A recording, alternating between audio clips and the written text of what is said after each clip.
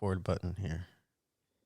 So we're back with another episode of RGV Got Talent, and we're here with Mr. Tocayo himself, with Alex. Yes, sir. Alex was a contestant on RGV Got Talent. He did a lot of great performances. Thank you. Man, he made it really far to the competition, and so we're gonna get into a little bit of his journey on the way there. So let's see. How did you find out about the show? My wife actually told me about it. She somebody made a post about it on Facebook, and she forwarded it to me, which is really weird because like shortly before she sent me that, we were literally talking about wouldn't it be awesome if you go on, or she was like, wouldn't it be great if you go on America's Got Talent or something like that? And I was like, that'd be cool, but I don't know when or how that happens. So when she sent me that, I was just like, oh, shit. So then she found the post, or she found out about it, told you. Mm-hmm. And did you go week 1 or week 2? I'm week 1. Yeah, like the opening of it, I jumped in right away. And then I stuck around for week 2 to scope out the competition. Oh, yeah. You saw all your competitors. Andre was week 2. Really? Yeah, Aldo was week 2. Shanti, week 2. I went week 2. So what did you audition with? Show Me How to Live from Audio Slave. Okay. I love that track so much. How'd that go? It went well. I remember they were telling us in the beginning, they were saying how since there were going to be a lot of people, try and either have like a 2-minute track or just perform for 2 minutes, like if you're going to do it acoustically or something. And so I edited down a shortened version of the song and did it, performed with that. And it was pretty cool. It was a lot of fun. I didn't see your first your audition piece, but after that we go to week 1, and week 1 was just kind of a showcase, right? Since at first it was gonna be like people were trying to get in. I mean, I was one of the 4 that were out and trying to take some spots, but then some people dropped, and so it was just 18 left. What did you do week 1? Let me think.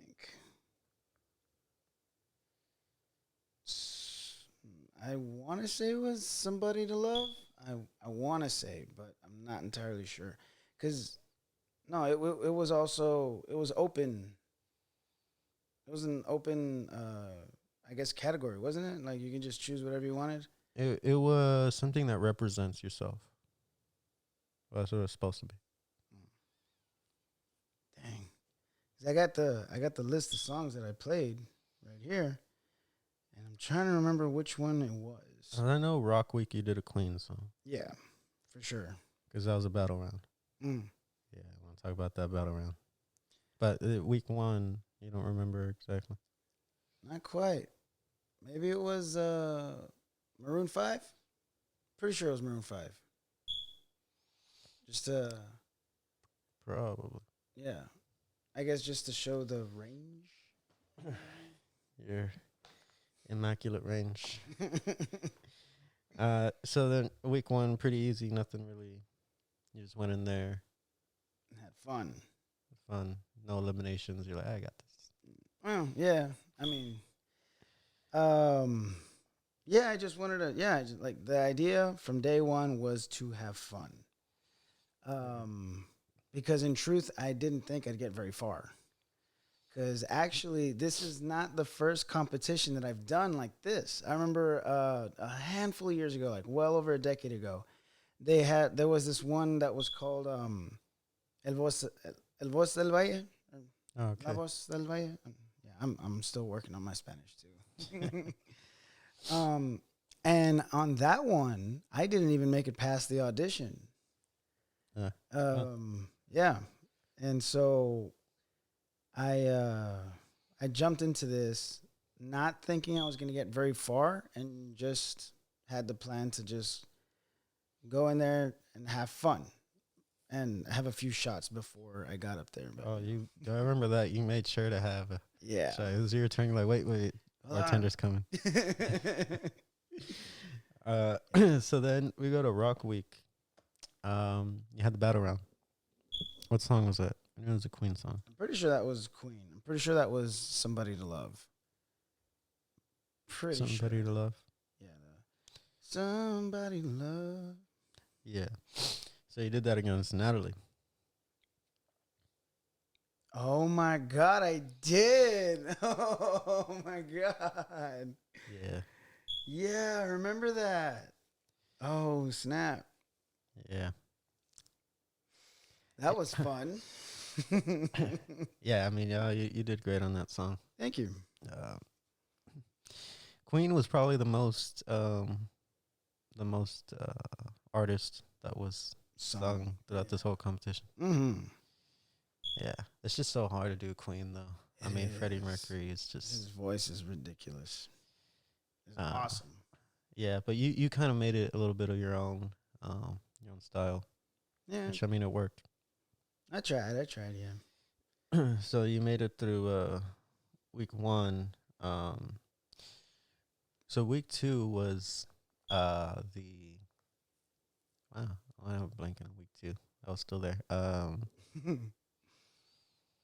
Oh, Something You're Proud to Be, I believe, Pride. or or was it? It's like Pride Night or Pride Week. Yeah. Well, so I'm sorry, that was week 3. Yeah, week 3, because week 1 was open. So week 3 was Something You're Pride Night. That's where I did the Viva Mexico. Me and Shanti had a battle. Yeah. And that's where you did what you're wearing now, actually. Oh yeah. 1-800 by Logic. Yeah. Yeah, I love that song. I've always loved that song. It's such a great one. And that's when we had the guest judge. He was from Reynosa or something, in Mexico, and he did Palenques. And I remember, I think his comments to you were like, "I don't really understand, but it was good." Yeah. You rapped in that one, right? Yeah. Yeah, so there's some rapping. You got the crowd going. That was a pretty emotional performance. Yeah. That song is a pretty heavy topic, about self-harm, and the song itself, 1-800, that's the number for the suicide hotline. Basically sending the message that, if you need help, call, and I have made that call before. So it was something that was very personal to me, and I wanted to make sure I did it justice and look cool while I was doing it. So that's why I was wearing this. Yeah, it was a complete shift from everything leading up, because it was all rock, right? Everything rock leading up to that, and then you just go in there with this hoodie and start rapping. I was like, who is this guy? Yeah. But yeah, that was a great performance. Thank you. I think that week everybody kind of did something that was meaningful toward them. Mm-hmm. And then we had, which I think might have been one of your best nights, at least for me, acoustic night. Okay. That's where you gave a show for that one. Mm-hmm. You remember what you did? Was it an original song? I think it was. It might have been. It was just you and the guitar, and then you had the whole Rockwell singing along. Dang, what song was it? It was I love anthems, obviously. So, dang, but what song was it? I'm trying to think of what's. No. Oh Now I know. It was Ed Sheeran. There we go. Yeah. It was a performance that I saw of his. One of my favorite performances. He did way back, I think in like 2017 or something, with the song "Give Me Love." And one of the amazing things that I studied this man. Actually, a lot of my own acoustic setup is based off of his setup, his loop station pedals and stuff like that. And so in that performance, yeah, that's what he did. He got the whole crowd singing, and like, because it's just him. It's just him in the acoustic, or it was back in the day. So he had to figure out ways to make it fun. And so I took a page out of that and split the house in two. And this side, you sing that part. That side, you sing the other part. And just get everybody just going, you know? And I think it was a lot of, it was a lot of fun. I think it was pretty cool. So I think you were top 3 that night, right? I think so. I made top a few times. But always a bridesmaid. You know what I mean? Never got to the Nah. immunity, or what's it called? Yeah, immunity. Yeah. I keep thinking invincibility, because you ever see Total Drama Island?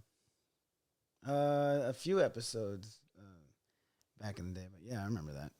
And they call it invincibility when somebody would find something, or so I get that confused. But you had that. Yeah, that was a great performance. Thank you.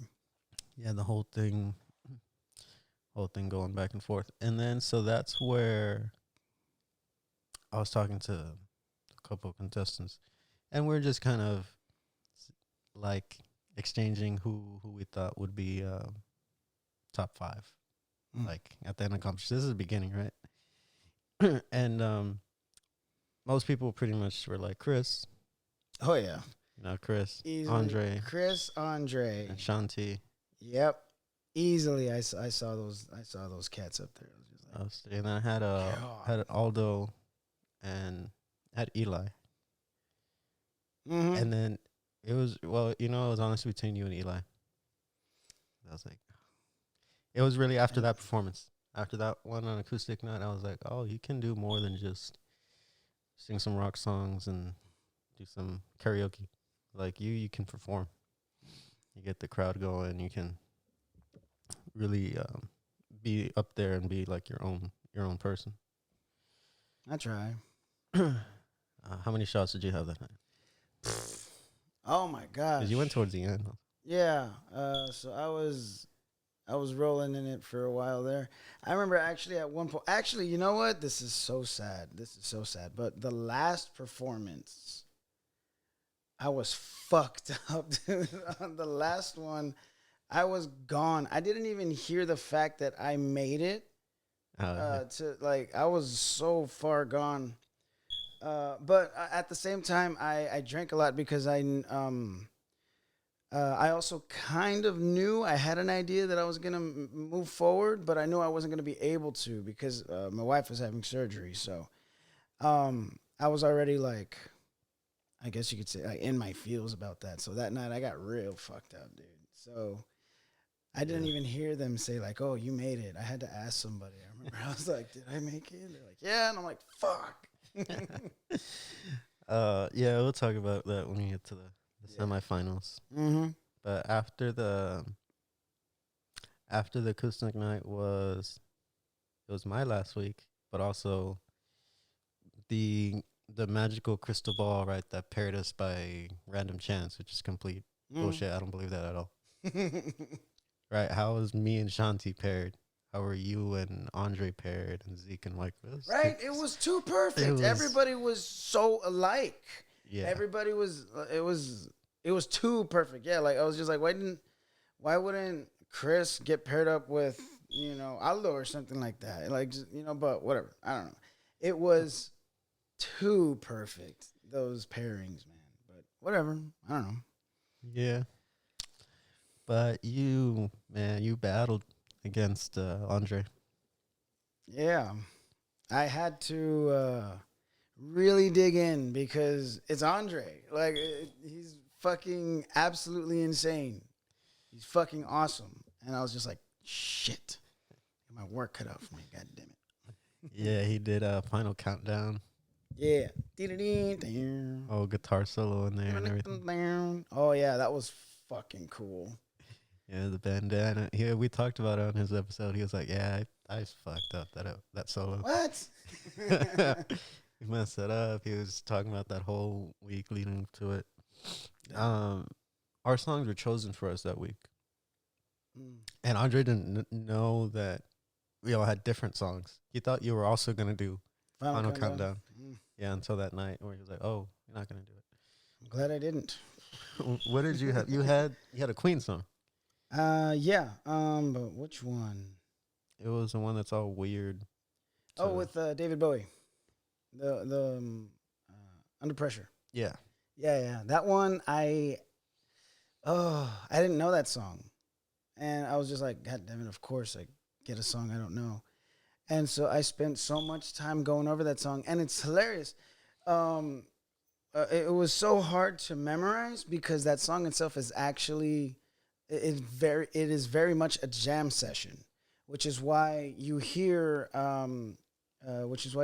Freddie Mercury just going da da ba ba ba da da da like that, because he didn't have lyrics. He was just doing it. And so there was no like structure. There was no story. You know what I mean? To a point. But that song was so hard for me to memorize, man. I swear, I fucking studied that shit so hard, and thankfully I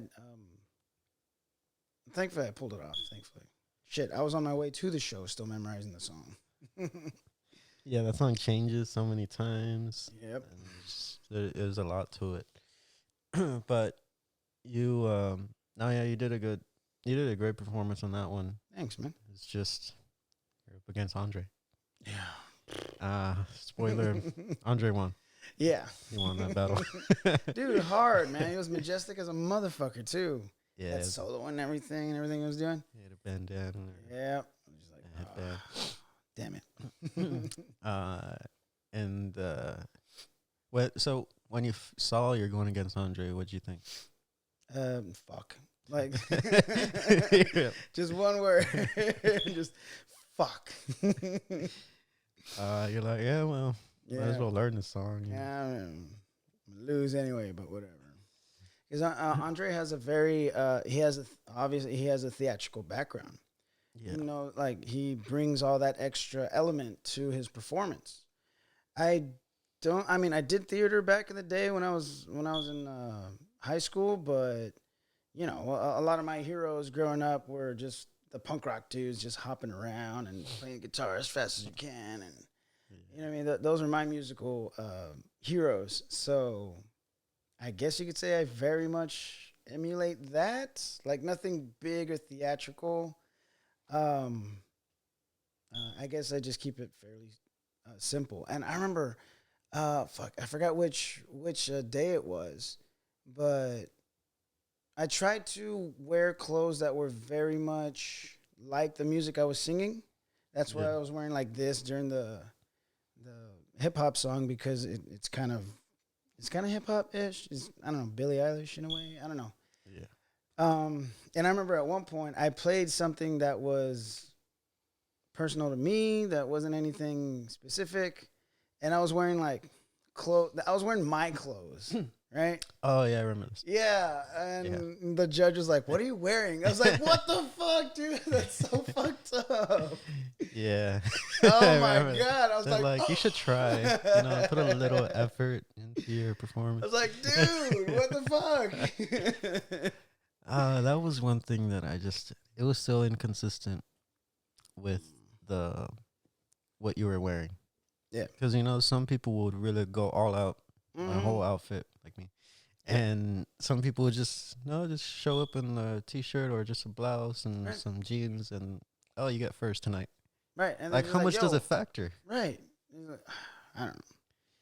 So that was the thing that was, very inconsistent there. That was very inconsistent. What the fuck? So, and that was, you know, the thing from the very beginning, right? What Jonas said, all the judges are like, it's not just a singing competition. Right. Because maybe not the best singer will win. It's the best performer. which is, full disclosure, that's kind of how Natalie won a handful of times Yeah. because she knew the lyrics, but also I'll give her this much. She works the stage. She moves up and down, and she's not shy in that way. Yeah. And she knew the lyrics. She did her homework. So as much as we knew the other person can sing circles around her, she still made it Yeah. through. But I guess rightfully so because The night I got eliminated, there was no sing off. It was just they were just like, "You guys gone." bottom two out. Oh, That's where, that's mean. yeah. But it was good. And I wanted to kind of do this as like a exit interview in a way for the contestants, just also so it'd be more fresh Mm. in their mind what just happened, get their hurt feelings on the shots. But after the battle rounds came tribute night, and I was there for tribute night, but I don't remember if I saw yours or not. But did you do a Linkin Park song? Yeah. Waiting for the end, I think. Let me see. I have it here. Yeah, waiting for the end. It one of my favorite Linkin Park song easily. And that note at the end that Chester hits, Yeah. it like you have to go big or go home on that note. Like it deserves that level of effort and respect. And so I just did my best with it. Yeah, I remember that. Yeah, you did a uh, good performance there. Why'd you pick that one? What was the category? Do you remember? It's tribute night, so Tribute. artists are no longer living. Oh, because Chester passed away. The singer. Amazing vocalist. And it was actually hilarious because growing up, I wasn't a fan. Like growing up, I loved Blink-182, Green Day, and stuff like that. Just very happy-go-lucky music. And I remember I was dating this girl at the time. Her favorite band was Linkin Park. I couldn't get on the wagon because I don't know. A part of me was just like, "This is sad." You know what I mean? Like, Yeah. and I wasn't about that. I didn't like being sad, so I never listened to sad music. And so for a long time, I just didn't like Linkin Park or My Chemical Romance and stuff like that. But I ended up actually liking Chester Bennington, his voice, before I even knew that he was in Linkin Park. Because I remember I used to love this movie called Queen of the Damned. And there's a song in there called System. Um, and Chester is actually the guest vocalist on that song. And it's so fucking sexy, that song. Oh my God. I loved that song. And then I found out that that was Chester Bennington of Linkin Park. I was like, oh shit. And so I gave it a chance. And I was sad anyway. So I was like, this is what they were talking about. So, Feel it. and yeah, and that song, I remember when I heard it and that final note that he hits, Chester always hit every single time he hit that fucking note live. One of the things I like to do is I like to watch live performances to see if the artists can emulate what they record. Yeah. You know what I mean? Because there's a lot of people that they record, but then they sound like shit live. You know what I mean? And I'm just like, Yeah. they're studio bands or whatever.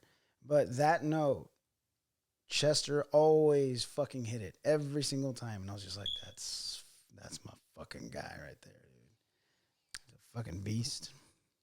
Rest in Yeah, he peace. was. Yeah, I mean, he was a great, just great performer, great singer. I remember I found out that he committed suicide. I was in Austin at the time. I was living in Austin for many years after high school. Yeah. About to do a gig, so I played in Mariachi. And I was like, oh, it's so sad. 'Cause I grew up listening to Linkin Park ever since probably middle school or something. And it's just, it's something, right, that can happen to anybody. Yep.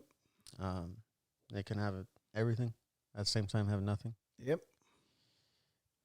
So I guess it's important Speak up. Yeah, be aware. Mm-hmm.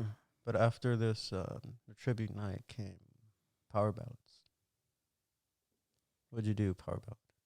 I want to say I did Aerosmith. I want to say I did because I'm looking at the roster I have here. I think it was Aerosmith. What's the name of the song? I don't want to miss a thing. Okay. Yeah, that was not. If anything, that was my worst performance. Cause I'm actually a working musician. Yeah. I work all week, doing this. So, and I'm the lead singer of my projects, except one. And so my voice is always sore, always. And so I went to the show. I went to that performance, just sore as a motherfucker, and those big notes at the end, you know, the yeah yeah yeah yeah yeah, don't want to close. Yeah, I couldn't do it. And so I opted to do it an octave lower, and that sounded like shit too anyway. So it was like so bad. It was not my best performance. It was my worst performance, actually. Easily. That that's just such a hard song. I mean, Aerosmith, the hardest thing. Steven Tyler, man, he knows what he's doing. Yeah, maybe if you get the lips like his, you can sing that way. The big mouth. You gotta unhinge your jaw. All right, it's like one of you, hey, pull down, go. The life of Steven Tyler. Would you want to live Steven Tyler's life? No, because then I can't date Liv Tyler. I'm sorry. No. After power ballad, I believe it was country night. Song did I do? Let it be a country song. Yeah, right. From your only country song. My only country song. Damn, let's see. That's the audition. Show me how to live. Did I play something? Because I don't have it here. I do. Just letting you know, I'm pretty sure you already deduced this. I'm extremely forgetful. I think it's all the alcohol, honestly. Well, that kind of does it sometimes. Yeah, I'm losing brain cells on the daily. But oh well. But The hell did I sing? well, I mean, you made it through, Yeah, and country's not really your thing, is it? not usually. I mean, me and the guys, we do play it because we try to keep the variety open. And country actually goes pretty hard down here. Like, as soon as we start playing some country jams, people automatically get to their feet, and it's pretty badass. Oh hell yeah, dude! When you say nothing at all, dude. Fucking A, man, that song kicks so much ass. It's just you and the guitar. Yeah, How did that go? pretty well. I'd like to think. I don't have the most natural country voice, but I try to put one on as best I can. But dude, Yeah, just Keith Urban, but still pulls it off, right? mm. Keith Urban's Australian. What? Is he? Yeah, he's from Australia. Whoa, that's crazy. that's when people say, I can't do the. I'm I like, didn't if know Australian that. can do it, and you're from Texas. I'm from Texas. I'm from Texas. It's Australian, so. It's your Damn. excuse. Yeah, it was wild. I had no idea. But did you didn't place in that night? Did you? Probably not. I don't know. There was a handful of times I didn't. Yeah, you're just That was alright though. coasting there. Yeah. But after country night, we had the judges pick. Yeah. What'd you get judges pick? Again, I'm not sure because if all the songs that I have on here, because The music that I performed, I edited them myself. So if they're not here, I probably played it live. And here we pretty much already went through all the songs that Well, I you sang. pick right after your performance here, so I guess we could find out because that's how it worked, right? I think so. You picked right after you finished Mm. the song from the little bucket or whatever it was. Nice. Oh, that's right. It was another song I didn't know. Oh, it was the it was that Chicago. Yeah. Chicago. That was another one I had to learn from scratch. I had never heard that song before in my life. At least with Queen, I had heard that song before, so I had a decent structure. But that one I'd never heard before, and it was so weird because when I was talking about it, everybody in the actually, my mom, my dad, and my wife too. Actually, they were just like, "Oh my god, I love that song." My wife's an old soul. She grew up listening to all that old school shit. She loves that kind of music. And I was like, "What fucking song is this? I've never heard this before." Yeah. And so I had to completely learn that one from scratch, and it took all week. It was rough, but I'd like to think it went well. Was that the last one or no? No, you start semifinals after that. Right. Okay. Okay.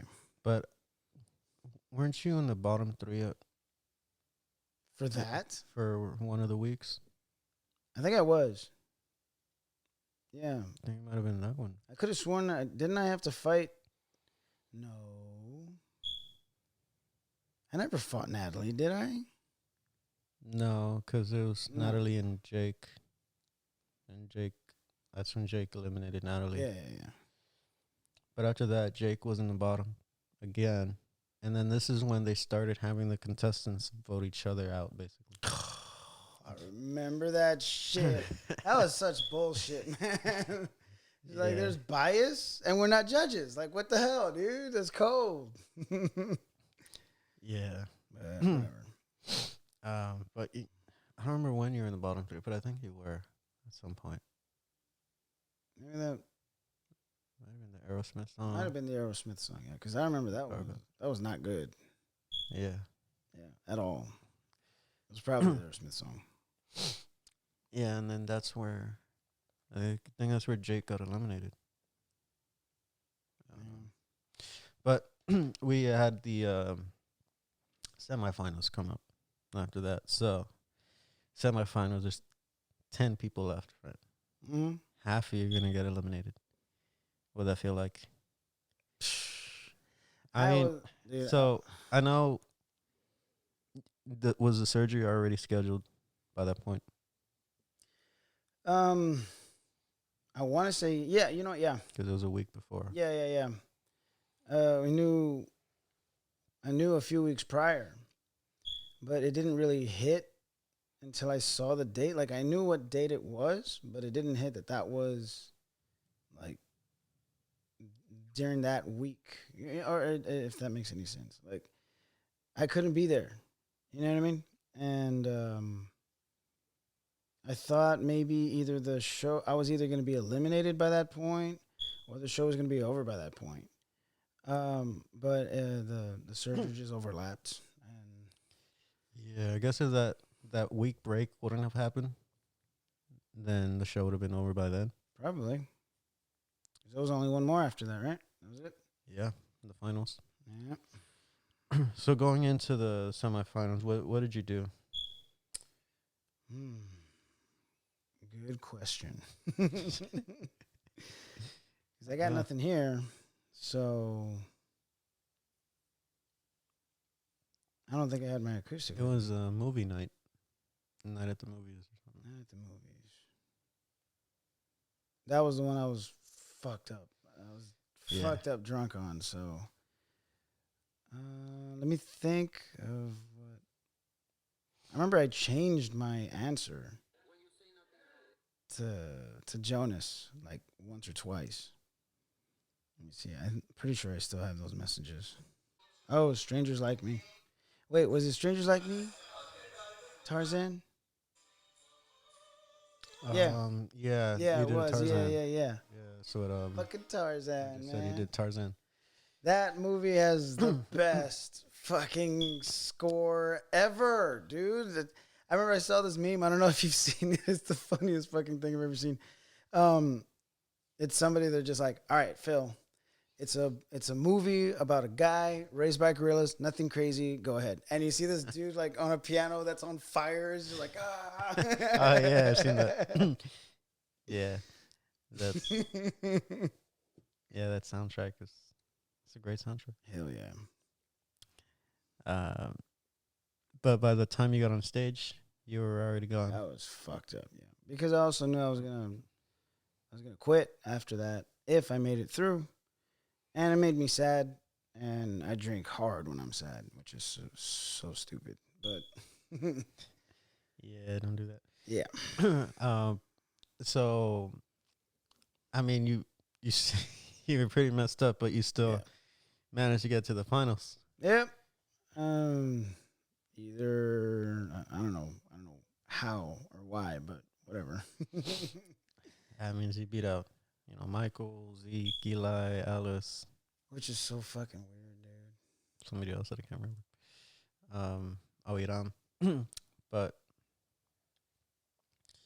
I don't know. after the results and stuff, was it kind of like a weight lifted or something, or you're like, or that night where you kind of already just mentally done, where you're like, all right, this is gonna be my last night, no matter what. For sure, it was. Excuse me. I know it. For one, I was sad that I wasn't gonna be able to finish it, and I was right there, dude. It was one more show. I was right there. I'm more than certain I wasn't gonna win. Just because I also saw who I was going up against. I was like, there's no way I'm gonna beat them. You know what I mean? Like each one of these cats had gotten first place in some of the other weeks. Yeah. And like I said, I never got first place. I was top whatever a billion times, but I never got first place. I even wrote a song. I started writing a song at one point. It was just like, 'cause I'm always the bridesmaid, I own second place and shit like that. Yeah. So, the semifinals come. Everybody's there for a while, and then so Alice was not originally in the finals. Yeah. And then that's where you turned it down, right? Got out, so you couldn't go. Yeah. Then Alice got in. And she was going through all these emotions, right? She was sad and happy, excited, all this stuff. Mm. This whole time, though, you were, you perform, right? This is your career. Yeah. This isn't just like a little hobby. Mm-hmm. So, how did your voice not give out? I mean, I know I did it during ballad week, but you eat right? You go for a run every morning? No. As I saw this video, I was talking to Andre about this. There was this guy on YouTube giving tips on how to like scream, right, and rock. Uh-huh. And all the comments were like, "This is complete trash. This is just a working out video. It's just eating right video. There's nothing." Right. I'm like, but it's kind of important to do that, protect your throat. Oh, yeah. You just wing it. I actually one of the things that I do try and do is I know I try not to, because I have to pace myself throughout the week. I try not to have too much too soon throughout the week. Like, because when my bandmates, I fucking love them, but sometimes they're assholes. They usually act like when my voice is fresh, I can do certain songs. And so they have a tendency, and I'm usually fresh at the beginning of the week. And so, at the beginning of the week, they asked me to hit this super hard fucking song that just destroys my voice for the rest of the goddamn night. So if anything, I just try to pace myself with what I can sing. Because belting or projection, I could do that all day. That's fine. Falsetto, I have a hard time with that sometimes because I'm kind of swollen. But if I hit vocal fry with stuff like Smells Like Teen Spirit or something. You know what I mean? My voice is fucked after that. I'm just swollen like crazy. You can't even, whatever. In the morning, I'm just like, ugh. But one of the things, this is really stupid, and I know it is, but it's what I do. For one, I do have a few drinks. Um, Alcohol is a diuretic. It from what I've been told, it loosens inflammation, which I feel like is true because after I have a shot or two, I feel better. You know, and if I'm in pain, and I know this is stupid, I took like 4 ibuprofen. Yeah. I just wash it down, see if I can get rid of some of the swelling. But as for vocal exercises and stuff like that, no. I sing only at the shows and maybe just a little bit to warm up on the way to the show. But that's about it. I don't. No, I drink like crazy. I get home, I go to sleep, and I don't have any routines. Not really. I just try to keep an eye on. I don't know. I just try to keep an eye on it, and I do let my bandmates know. Actually, like if they're like da, da, da, da, I'm just like, not that one. Pick another one. So I don't know. What'd you learn from the show? You know what? I'm actually somewhat upset about. Um, I watched the finals, Yeah. and I was like, I watched it all, and I was like, I think I could have won because the thing at the very end, the idea that I had, I think would have, I think I could have won with it. I was gonna play an original song, um, and it's one of my best songs I've ever written. Because it's universal. It's called Superman, and it's about when you're a kid and your imagination is fucking, you know what I mean? Like, uh, and the chorus it says, because I used to do this. I used to wrap a towel around my neck, and it would become a cape, and I just like da da da da, and fucking bounce around my couches and shit. And it's just a song about your imagination when you're a kid and everything. And at the end, like I said, I love anthems. I love chants. At the end, there's a chant, and it always goes hard, dude. It's fucking great. I don't know how I wrote that song, but it's definitely one of my favorite songs, and I feel like I could have won, and that just bums me out a little bit, especially because I didn't think I was gonna win the week prior. You know what I mean? Like I didn't have enough uh, belief in myself to be like I could win this, and that sounds real shitty, like saying that I could have beat all y'all. But after watching it, I was just like, dude, I should have believed in myself a little more. You know what I mean? Like I'll see if I can do that next time. You know? Aldo, I had Aldo twice.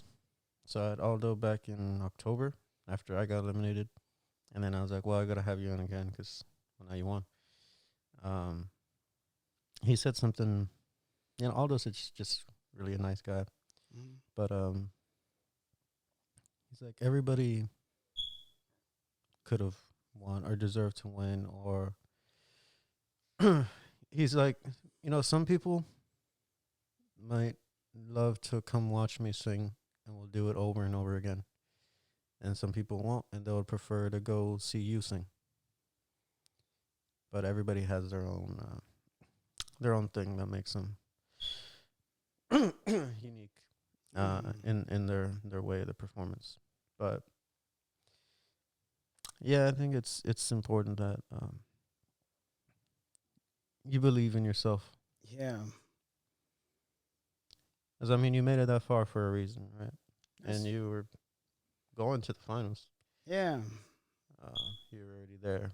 Like, well, maybe I wouldn't have won, but I feel like I could have gotten at least top whatever again. But Yeah, dude, I just psyched myself out, and I'm kind of bummed out about that.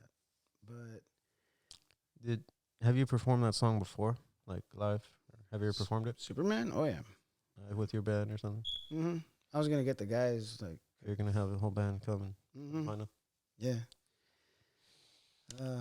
Yeah, Would have been fun. crowd But, surf. and if they were, yeah, if people were, if they can hold me, I'm kind of packing in the pounds these days, dude. Not like when you're 19. What'd you Nah, look like when dude. you're 19? A lot skinnier. No facial hair. I had like 3 pelos on this lip and 2 on this one. So do you? Would you do it again? Yeah, actually, my wife told me I should do it again next year. That's tough though, because like one of the things that I made it a staple to do was I didn't want to do the same thing over and over and over again, or like the same genre of music or something, and that's why it shifted. I did Queen, Linkin Park, hip hop. I did country was a must, but I try to keep it fresh so that you don't get bored, which is something me as my solo project and also my band, we try to do that too. We play everything from Skinner to Justin Bieber to Deftones to to Chente, Selena. We do it all. Like we try to do it all just so you don't get bored. And so that's going to be the tough part because I feel like I might have already thrown out all my best songs. You know what I mean? So if I do come back next year, I don't know what I'm going to do. But either way, I'll probably do it again, though, just for fun. More drinks. More drinks. See, you should write everything down. You haven't tried that? Like, what do you mean, the songs or what do you mean? Just whatever's happening that night. Like, I mean, just so I don't forget. Right. Oh my gosh, I'm actually extremely forgetful these days. It's pretty bad. It's just the alcohol. It's alcohol. It is. It straight up is. But where did your music kind of begin? Is your family musical? Somewhat. I mean, everybody's grandma sings. You know what I mean? And my dad, I remember he when I was like 5 or 6, somewhere around there. He came home one day with an acoustic and a bunch of VHS tapes of lessons. And I remember he was trying to learn. He didn't get very far. I only saw him pick it up like once. And I remember I was just like, just kind of messing with it. How old were you? I was like 5 or 6, give or take. But it's funny. I realized later I could sing before I even knew that I could sing. I remember it was first grade. Oh my God. Was there a girl? Yes.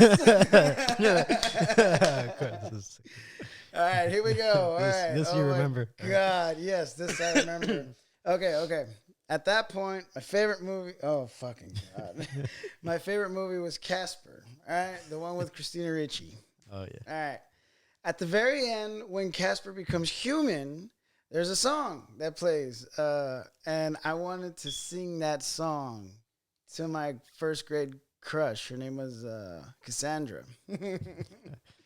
And I remember the song is like, every now and then you find a special friend. Oh God. Oh. But yeah, I thinking back now, I could sing it, but I didn't know I could sing. You know what I mean? It wasn't until later I found out. I was just like, oh shit, I could sing even when I was a kid. Weird. So you just had it. You can match pitch pretty well. Fairly well, yeah. I got a decent ear. Perfect pitch. I don't have perfect pitch. I know that for a fact. Yeah, no perfect. Nope. Yeah, I've met people with perfect pitch. It's crazy. some weird disease. Alexa has perfect pitch. She does? Yeah. That kind of makes sense. Yeah. So then, when did you start kind of getting more serious about it? Like in middle school, were you in choir or band or something? In middle school, for fifth and sixth grade, I was in choir. I got kicked out in sixth grade. Hey, you seem like the kid that got kicked out. Yeah, I got kicked out. And after that, for the other half of sixth and seventh grade, I went into orchestra. And I did pretty well. I was always like first or second chair. I remember I had it was me and Julie. We were always first or second chair. We're always competing against each other. And I remember it bummed me out. At one point, I got fourth chair, and I was just like, "Fuck this, I'm out." In seventh grade, and I left, and I joined theater. But yeah, and even then, I could hear melodies, and I'd figure it out, like. But yeah, I had an ear, but not entirely sure where it came from. Did so then high school? What'd you do high school? Well, it was eighth grade actually. Julie, okay, right. I had reading class with this guy named Manny, and we got paired up into pairs for an assignment of comparing and contrasting. And this dude, flat out punk rock, dude, fucking Converse and all the fucking shit. Like, he's just flat out punk. And he was just like, let's compare guitars. Let's compare the J Reynolds to the Gibson. And I was just like, okay, but I don't know what the fuck that was. But it was very simple. This one has better pickups and blah, blah, blah. And actually, I had told him that the year prior, my cousin gave me a bass, gave me his old bass for my birthday. I didn't really know how to use it. It was just there. And I was like, okay, cool. Anyway, lunchtime came around. Julie, the person who I was in orchestra with, Julie and Manny both came up to me and they're just like, hey, we need a bassist for our band. Do you want to join? And I was like, I don't know how to play. They're just like, it's okay, we'll teach you. I was like, all right, fuck it. They're like, all right, you're one of us now. And brought me into the fold. And they're like, by the way, we're doing the talent show next week. All right, cool. And I was like, what? And the first song they taught me was a song by Operation Ivy. I forgot what it was called, but it's the same pattern the whole song. So I guess it was very easy. It was very easy to pick up because I already had orchestra and shit. And then after that, I just kept being in bands with my friends in that group and writing stupid songs and ever since then I've been playing ever since. I gave it up at one point because I really jumped into it as a career, but as an original project career that didn't get very far. So I went back to school for nursing. Ended up graduating with CNA and MA and all that shit. And I was doing that for a while. Until about 4 years ago, the guys who I'd been in bands with in high school, they hit me up. They're like, hey, we need help. And that started picking up. They're like, we need help like once a week. Do you think you can spare a day? And I was like, yeah, fuck it. Why not? But then that started picking up. Once a week became twice a week, and then 3, and then 4. And I wasn't focusing at work. I was falling asleep and shit. And then I did fall asleep, and they fucking fired me. And so so right there, I was just like, what should I do? I can apply anywhere right now, get the job, or should I try this? And I've been doing that since. That was a good 4 years ago, coming up on 5 years. Was it scary? Yes. And it still is because there's always room for failure. And I know that there's as soon as you start to get comfortable, there's always that new hungry band that's gonna put in that extra effort to take your spot because they want it. There's no guarantee in what I do, which is why I actually keep my certificates up to date every year. So just in case this doesn't work, I can always go back to the hospital. So, but yeah, it is pretty scary because there's always that one person that's just like, I move. Yeah, music. It's kind of why I decided not to pursue it full time. I did it for many years. After high school, I said I moved to Austin. I went to Texas State, Nice. and I did engineering, graduated with engineering degree. But I was close to studying music. Then I said I wanted money. Yeah. So did engineering. I did minor in music though. I minored in math and music. And I mean, I could do it. I know I could have done it. I played classical guitar for a long time. I went to state. If not that, I would have done I don't know, something violin or something. But I um, lived that life as a musician because pretty much all I did was school, and then played with the group in Austin, nights, weekends, and man, it was tiring. Yeah. Exhausting. You sometimes we play till like 2 a.m. on a Saturday, Yep. and then we would meet up at someone's house, and sometimes that gig was maybe 40 minutes from the house, so drive 40 minutes at my house, like an hour from that person's house, get home about 3 in the morning, Yep. and then like, all right, we'll meet at 7 a.m. for a serenade we have on Sunday. It was like, oh, fucking, Yeah. it was just nonstop. Yep. Voice was done. Uh, you inevitably gain weight if you don't. Oh my God. Yeah. If you don't put in that time to work out or eat right. Yep. I've gained about 30 pounds these past 4 years. Oh yeah, it's tough. And touring, I did a West Coast tour with Texas State Mariachi. Nice. When I was there, we went to Vegas. What was that like? We can't talk about Vegas. It was it was fun. We went on a plane from Austin to Vegas, and yeah, we're there. We went to the Strip and downtown and all that. It was fun. Our instruments couldn't go on the plane, Oof. right? Because I mean they'll break. Right. So there was a couple guys that left early and drove a van from Texas to Vegas. Nice. And then from Vegas, we took a bus to L.A. Because then we went all up of California from L.A. to San Francisco. And yeah, getting that touring experience is just as bad. And you go get a show, and then you gotta change, get ready, warm up, and then tear everything down, get on the bus, drive 4 hours, do another show. And man, yeah, it was also exhausting.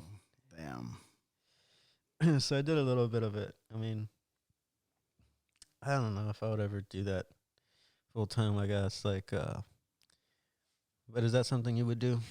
Lincoln Park calls are like, hey, we need a new lead singer.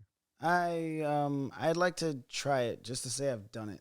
It was always a dream of mine to go on tour. That was always the big dream. Never have. But yeah, I even asked my wife about that. Would she be okay if my music picks up and I have to go this way or that way? She's like, yeah, just come home. Eventually. Yeah. So you never played outside the Valley? Yeah.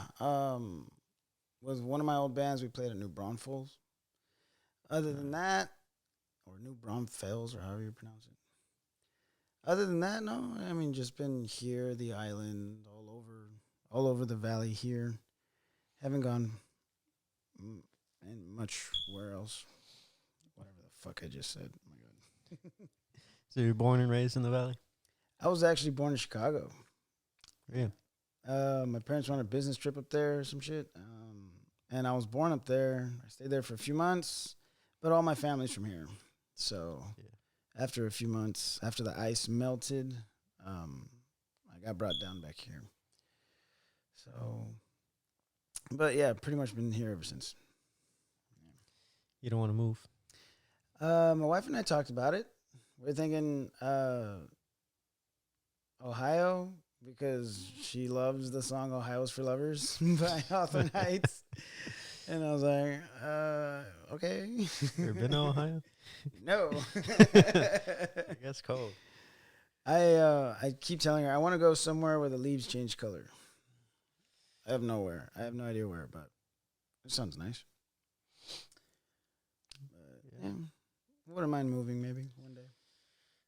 Do you remember your first performance? Yes. That was Went perfect. No. It was actually the funniest thing because it was that band that I joined in 8th grade. And it was me, Julie, Manny, and they were the two guitars. I was the bassist. We didn't have a drummer. So we went up.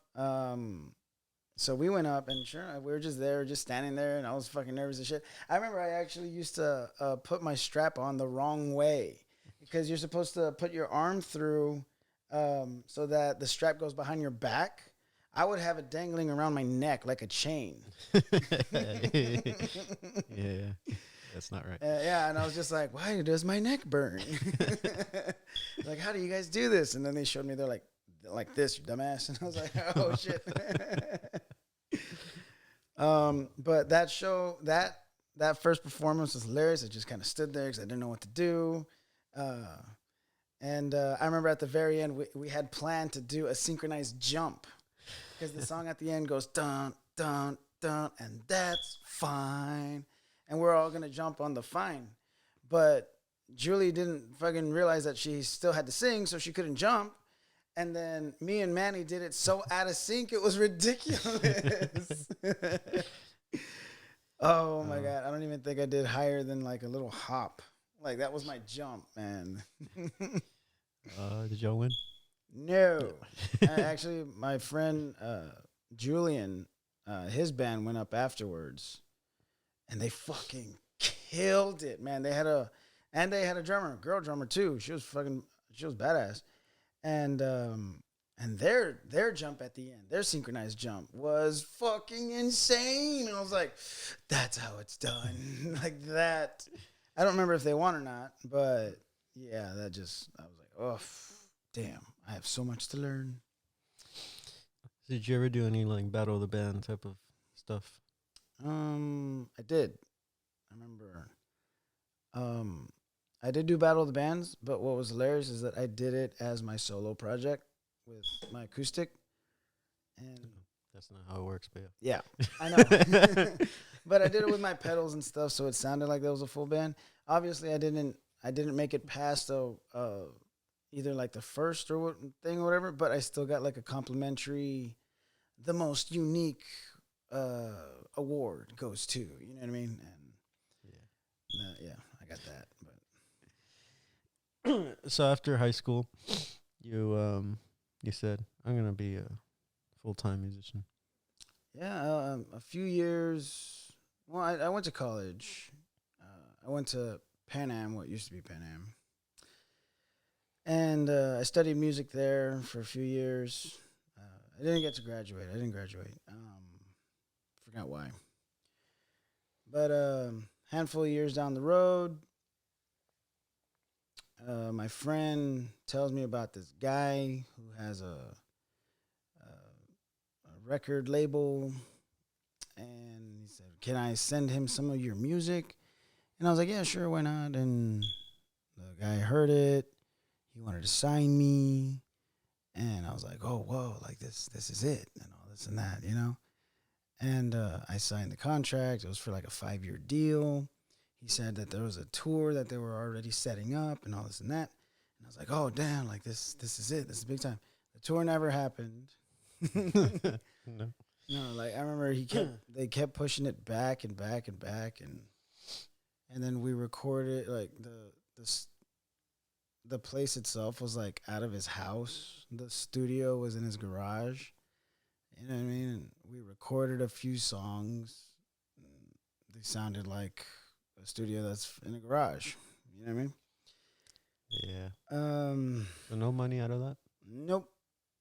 And so that's when I was like, I have to go back to school. I got kids. You know what I mean? Yeah. And so yeah. But So you already had kids by this point? oh yeah, had my two little boys. Oh, man. And, but the whole time, I mean, you know, you did nursing and all this stuff. Were you still playing? Every now and then, if ever there was like an open mic night or something like that, yeah. But that was pretty much it. Just open mic nights and stuff every once in a while. Now, sure, I still played at home and still wrote songs on occasion, but yeah, it just wasn't something I was doing much anymore because the nursing thing took all my time. Yeah, I would imagine. Yeah. But was there like something in you? You're like, I want to do music. Like nursing is, nice, but You know, it's actually really crazy. I didn't even know I liked nursing until I got into it. I fucking love it. To this day, I'm just like, oh, man, it was so much fun. I didn't know I was going to love it so much. And so I wasn't so heartbroken about not doing music anymore. And so I was content. I was ready to live the rest of my life with scrubs on. And my friends just hit me up. They're just like, hey, that's when they're like, we need help once a week, blah, blah, blah. So, yeah, just got back into it. Just been doing it since. you want to sing a song? Sure. What do you want to do? Original, cover? Because I do want to sing a song that's appropriate for today. Because it's Boxing Day. Oh, yeah. And there's a song by my favorite band, Blink-182, called Boxing Day. And I was like singing it today. I think it'd be cool. If it's the only one I do, that'd be cool. But if you want to hear another one afterwards, I guess, just let me know. It's called Boxing Day by Blink-182. Here we go.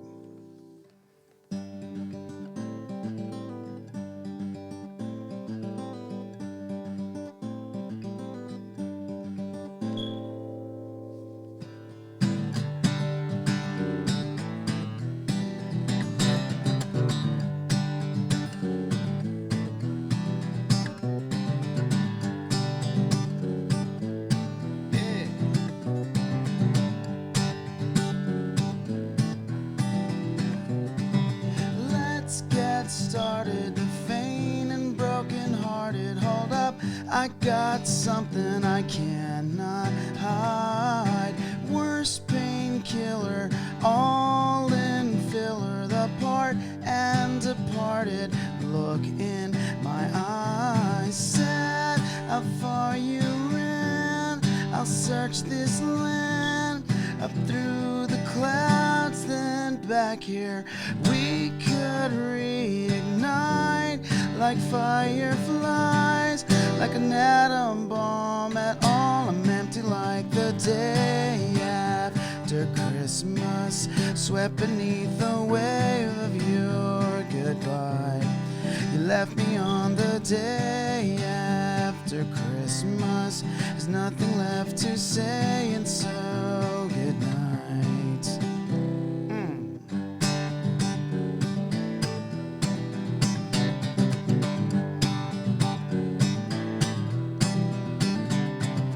I will follow the trail to tomorrow with my loneliness, with sorrow all through the night. Sons and daughters, mothers and their fathers, casting riches under waters, clues left behind. Sad how far you ran. I'll search this land up through the clouds, then back here. We could reignite like fireflies, like an atom bomb. At all, I'm empty like the day swept beneath the wave of your goodbye. You left me on the day after Christmas. There's nothing left to say, and so good night.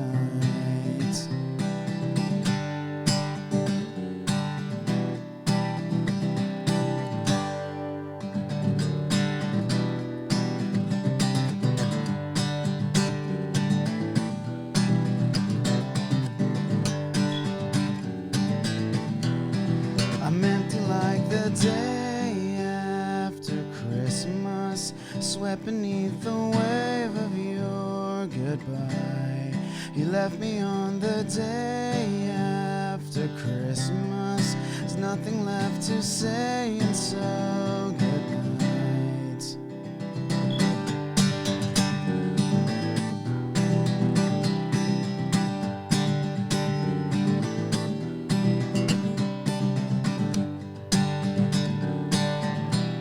There's nothing left to say, and so good night.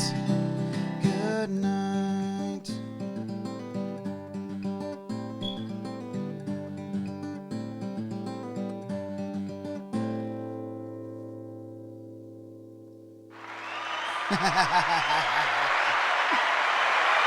Whatever.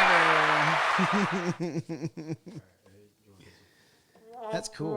Yeah, there it is. Right there.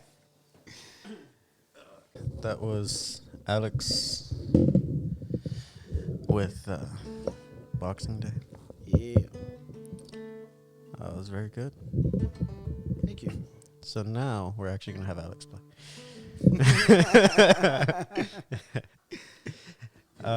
What is your stage name? Alex the Guitarist. Alex the Guitarist. Yeah, very simple. Yeah. Little on the nose. Yep.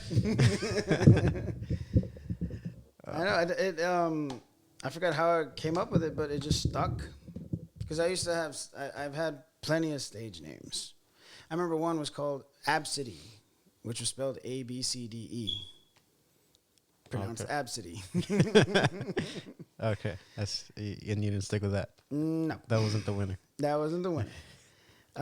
And I don't know how, I don't know, just Alex the Guitarist. And it stuck. And people know me as that now. Yeah, some do, anyway. They were like, Alex, the guitarist. Yeah, pretty much. There you go, yeah. Oh, and I mean, what's the name of some of the bands you're in right now? Or Right now, the project that I run is Alex and the Chasers. My band, actually, my bassist Ruben came up with that name because it's like, I'm the shot and they're the chasers. You know what I mean? And I'm like, my God. And he's just like, and you drink, so it just fits. I'm like, all right, fine. And yeah, that one seems to also fit. I have never been the person to name anything after myself. So Alex the Guitarist and Alex and the Chasers were so hard for me to swallow at first, but I don't know, along the way it just stuck. So yeah, and then I'm also in a new project called Paper Street. That one is very hip hop, reggaeton, rock and roll too. We got 3 singers. We got Mo, who's like frontman, rapper. We got Yudi, amazing vocalist. She's fantastic. And then there's me, who puts on the rock side of things. So yeah, we got that project too. It's a lot of fun, that one. y'all are busy. Mm-hmm. Yep. Play every week. Play about 4 to 5 times a week. So, yeah. I'm always drunk. That says, you ever get so drunk at a show where you're like, okay, too much? Actually, the last time I try to pace myself again, because there have been times in the beginning when I started doing this, I would not check myself, and I remember because usually we play 3 sets of like an hour each usually, depending on where we're at, and I remember the second set, I was so fucking gone, and my bassist came up to me. He was just like, "Sober up now," which is pretty bad, but I don't know.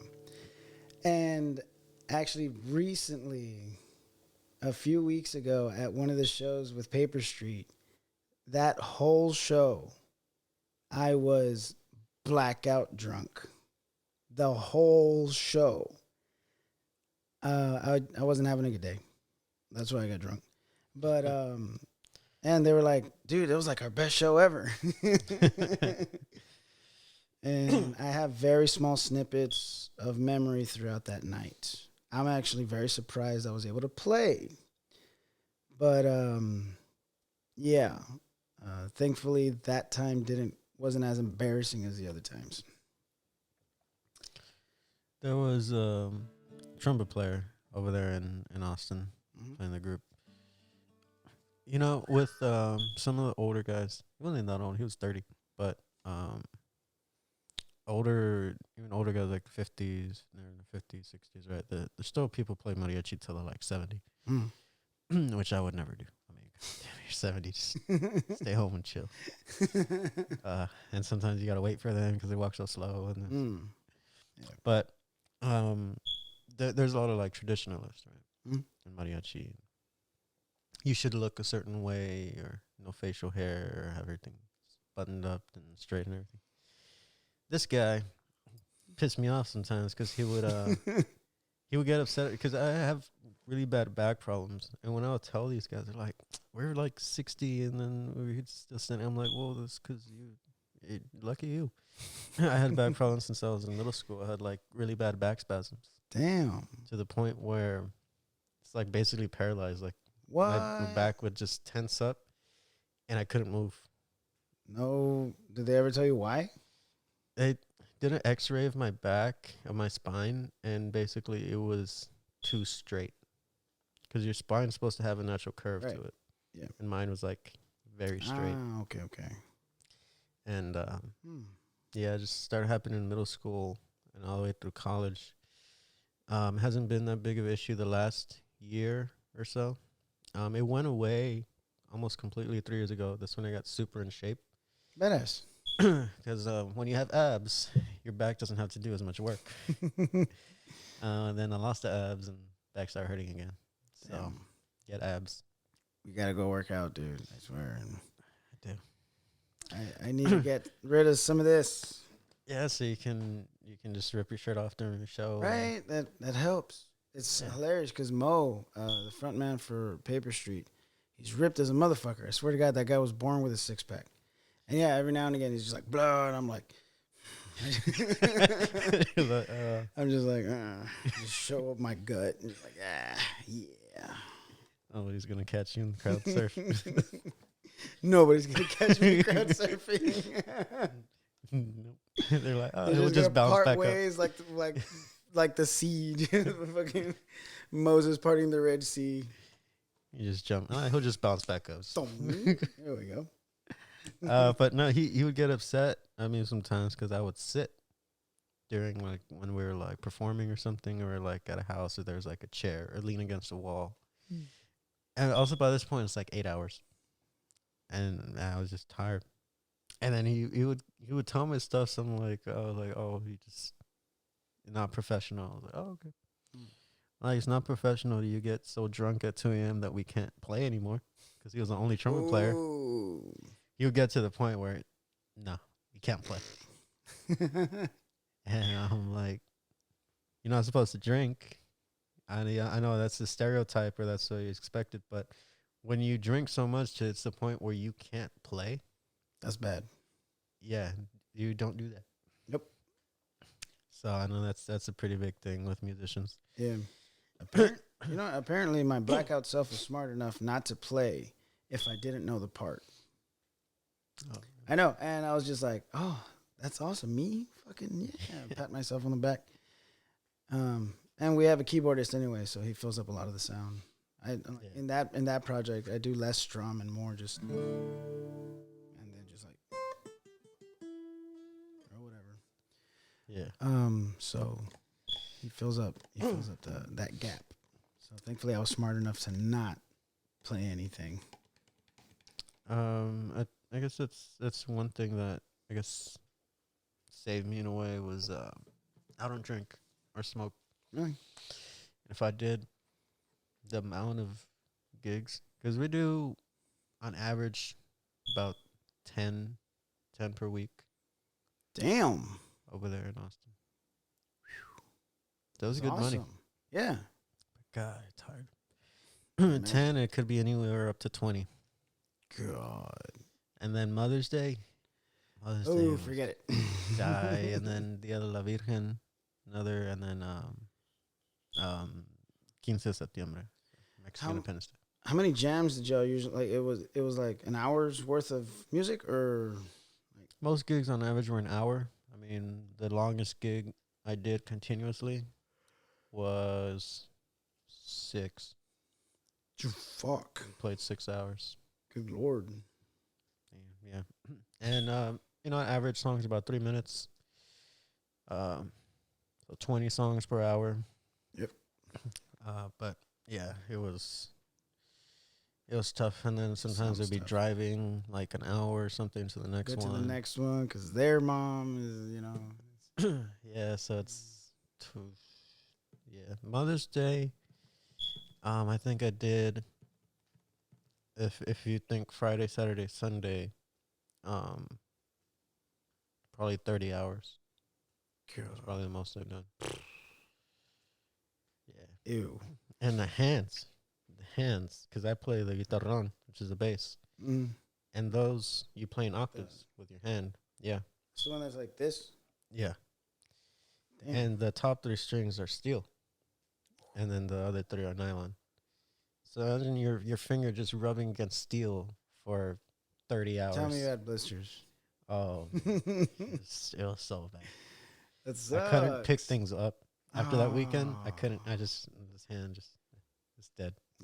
And then you wiped your tears with hundreds. You're like, It's probably yeah, it was like, worth it. I guess maybe. You wrapped your blistered fingers with 20s and shit.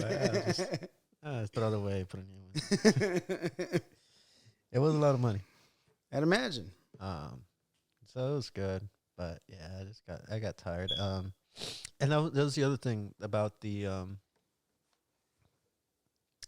it's not just so much also you're tired. It's there's so much competition, or people that are envious, Yep. or just trying to tear each other down. Mm. Or even when you try to talk to somebody about their performance or something, everything's so personal, right? Because I mean, it's an art, Right. and it's not just it's your art. It's because it's you, and it's so hard for people to separate that. The personal feelings from their performance. So whenever you critique something about their performance, it's like you're attacking them. Right. And man, it was just so hard. You make so many enemies when you're not even trying to, or it becomes a thing where like sometimes it's just not even fun. And I got to that point in Mariachi sometimes. Really? Yeah. Yeah, sometimes it is tough when you have to pull yourself into the situation. You'd rather just be at home on the couch or something, and then also like when life happens and then you still have to go and perform as if nothing happened, and the whole time you're like fucked up in the head and you're just like, oh my god. Yeah, my grandma passed away on Mother's Day. And there you are singing, or there you are playing and shit, and you're just like, Grandma. Yeah, I couldn't go to the viewing. I made it to the funeral barely. This was insane. I finished in Austin about 1 a.m. on a Sunday, and then had to drive from Austin back down to the valley. Got here about 6. The funeral was like at 10. I almost missed the funeral because I was just sleeping. And yeah, and that's the biggest thing, right? Something terrible or horrible could happen right before you're on stage, and you got to go out there and perform. Yep. You got to put on your face, and I guess that's what a lot of musicians drink. Yeah, absolutely. It's to get myself out of my head. But you know what's kind of fucked? Alcohol has a tendency to just be an enhancer for whatever it is, whatever roller coaster I'm on. Like, I I mean, I've cried on stage. You know what I mean? Like, because I felt like shit, and uh, I I I have a tendency to try not to hide it, which honestly gets me in trouble sometimes. Oh, Guys are like, "Hey, what are you doing? You're all sad." I'm oh yeah. like, "Fuck you." Man, there's been clients that call me out. Um, Serious? yeah, then they're like, during this whole show or whatever, they're like, why you look so mad? I'm like, 'cause I don't want to fucking be here. 'Cause I have a final in 6 hours and my boss doesn't want to let me go. Man, that was shit. I had a physics final that morning, 8 a.m. and this was the God. La Virgen. And it was like midnight by this point. And I was like, dude, I need to go. I'm so tired. That's the tough part about because I would call that with you gigging so much and all that. You're a successful musician. It's tough to be a successful musician and do other shit at the same time. It's Yeah. fucking impossible. That's why I fell asleep at work and they found me asleep and they fired me. You know, and it's just it's tough to do both, especially because the hours suck ass. I usually don't get home till like 3, sometimes 4, and when I was working, I had to wake up at 7. Yeah. So I just be like, "Bleh." Yeah. And then you're like, oh, I got all this money, but damn. Yep. Yeah, I remember at that point I had so much cash, it was fucking great, but I had these circles under my eyes, which at one point I would have thought were sexy because, girls they liked that old vampire look at one point. You know what I mean? That Yeah. Twilight look and 2008, shit. yeah. Yeah. That would have been sexy then, but it's not 2008 anymore, dude. No. Now you need makeup and long hair and pretty skin. I know. God damn That beard out of here.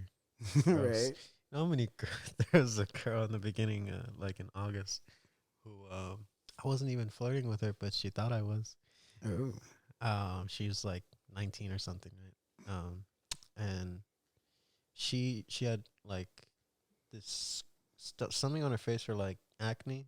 Hmm. So she kept like fanning her face. She's like, it's like really itchy. And then I was like, you think that's itchy? You should try having a beard so you can get itchy. Um, and then she just tells me, she's like, I don't find beards flattering. Wow. And I was Just straight up to your face. yeah. She's like, I don't like your face. And I was like, okay, you're 19. Get the fuck out. Yeah. On top of the world. 19. Yeah. Well, you remember being 19? Yep. It's fun. It was all right. That's when I started growing my facial hair. Yeah. My peach fuzz. Then we had yeah. So, and I started doing my master's Nice. in engineering, and then basically at that point, I was like, I still play. So I did my master's. It was full time. Master's student full time is 9 hours, right? And then I was working full time at a job over there in Gatesville by Waco, as engineer. And I was playing gigs on the weekends in Austin. So I drive an hour and a half to Austin, stay the weekend, do like however how many gigs, get back to Gatesville Sunday, like midnight, wake up 8 a.m., go to work. And then in the evenings, I would do schoolwork. Mm. Man, it killed me. That sounds like ass. Dude. It was 7 days a week, 24 hours a day. That's gross. When did you sleep? Yeah. When you blinked. I got really bad eye strain towards the end of the I semester. imagine. It was Damn. headaches. Managed to get all A's, and that's what really killed me was because I had to get all A's, and you have to if you're in a master's program. You have to get anything below a B. Do they kick you out if you get something low or something? Like, do they give your spot up to somebody else? Well, because I was accepted conditionally, since my GPA wasn't high enough to get accepted regularly, and if I did not get at least a 3.0 that semester, I'd be kicked out. Okay, that makes sense. But even then, after that, if you ever your GPA falls below 3.0, you're out. And anything below a B really you fail, or might as well retake it. And then there's no replacing grades in grad school. I mean, you can retake it, but it'll still be there. So it's so stressful. Yep. That's why this semester I rarely played maybe a handful of gigs. And I don't really see myself playing full time again like I was for a while. I mean, you already got everything else. Like everything else is already kicking off with your career, right? With engineering and whatnot. Yeah, I mean, So do you think you'll just not? You probably just like won't play music as often anymore. no. I mean, especially if I do the PhD, which I'm thinking about doing. By the earliest I think I'll finish the PhD, I'll be 31. I mean, of course, I can still play after that, but it will be probably looking a few years before I play regularly. I don't see myself being a part of a group again for a while. What would you want to do? I mean, you freelance Mm-hmm. in Mariachi very easily. Right. A lot easier than you would, like, I guess, rock bands or something. Right. Which, I mean, if it's a cover band and you're playing the same music, I guess you could easily fill in. Right. But in Mariachi, it's all the same songs. I mean, you might do a little bit like, oh, we do this chord instead of this one, a minor seventh instead of a minor, or stupid shit like that. That's really nobody's gonna notice. But you're gonna play El Rey. You're gonna play Mariachi Loco. You're gonna play Volver.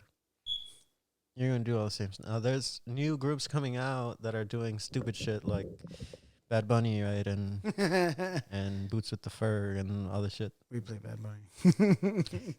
Yeah, but you know, these groups, so can't really fill in with them unless you learn the songs. But overall, really, you can go anywhere. Like, I went to Florida last summer, and played with a group over there. They reached out like, "Hey, I'm gonna be in Florida this week. You need any help?" It's like, "Yeah." Never met these guys. Completely different state. They're from a different part of Mexico. Just showed up. I brought my suit. They had an instrument. I'm like, okay, let's go. Nice. Play at a restaurant and then a gig afterwards. That's cool as shit. It's like nothing. That's badass. Yeah, that's what's nice about mariachi. You can just easily fill in. Hey, you want to do another one? Maybe. What do you want to do? You want to do original? You want to do another cover? I can do an original. Yeah. I can do an original. Okay. Should I show you the song? Superman? Superman, you do your finale performance Right. right here, and then everybody can judge and That's right. see who should have won. Nah, there's still gonna be like, I won that fair and square. No, it does sound better with a band, just so you know. I'll do my best with it.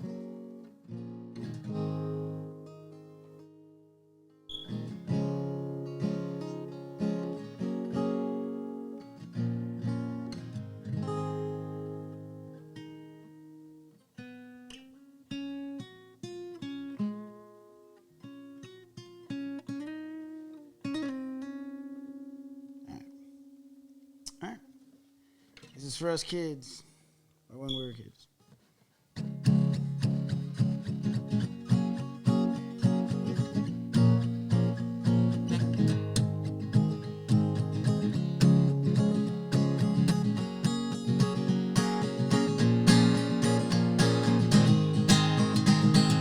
Woo!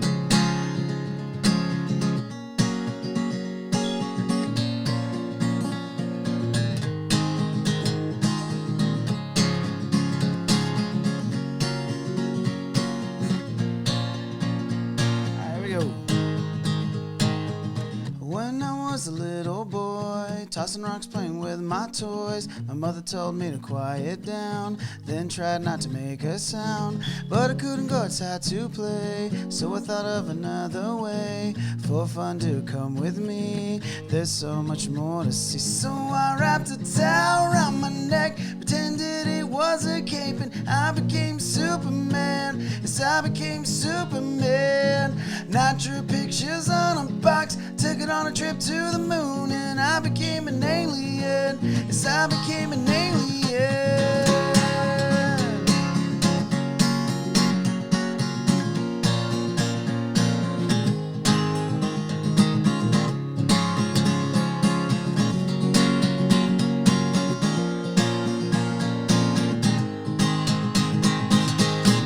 Time passed, so I went outside. Saw the clouds that were oh so wide. Ran around with my arms in the air. Got the feeling that I didn't give a damn. Took a sec to go sit down. Felt like the world was spinning round. I took a sip from a water hose. Got an idea, this is how it goes. Yeah, I then took my water hose. Began to soak everything in my yard. I became a fireman. Yes, I became a fireman. My mom then told me to go inside. I said I didn't and I wanted to hide. Then she went and found me, and I became rowdy.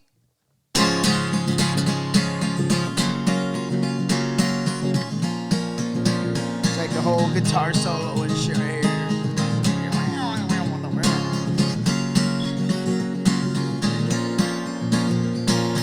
gonna slow down. Whoa, whoa. Whoa, whoa, whoa, whoa, whoa, whoa, whoa, whoa, whoa, whoa, whoa, whoa, whoa. No matter what I see, no matter where I go, I'll always remember I was Superman. No matter what I see, no matter where I go, always remember I was Superman. I was Superman.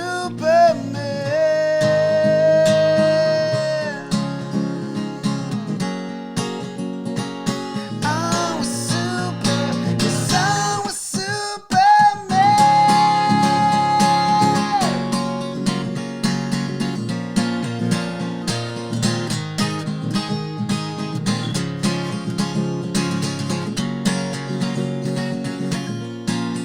Then I get everybody to follow along. Sing whoa, whoa, whoa, whoa, whoa, whoa, whoa, whoa.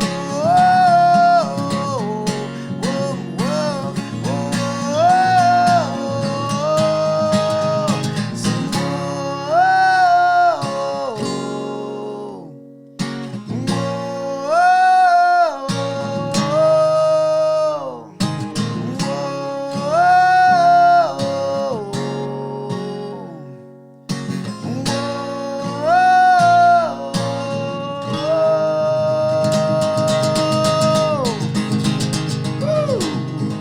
thank you, Los Angeles. Woo.